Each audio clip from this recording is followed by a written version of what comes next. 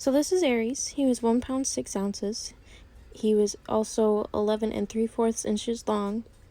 He decided to come at 23 weeks at 5 days. I was in labor throughout the night and ended up being given Pitocin to move the labor faster because I started bleeding and they were scared.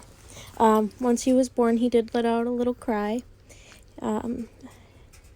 At about a month old, he had a bowel rupture, just like Artemis did. I believe I mentioned it.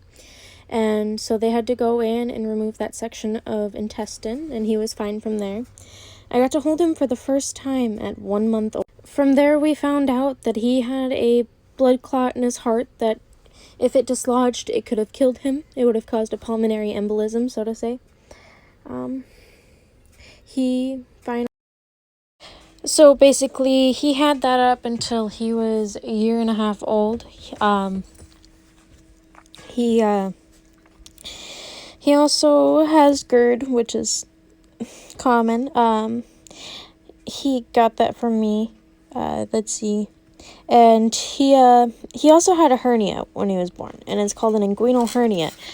Now, sorry if you don't like my terms, but what an inguinal hernia is basically when an adult or a baby, very common in micropreemies, does not have the abdominal wall to where it should be to block the intestines from going into the groin.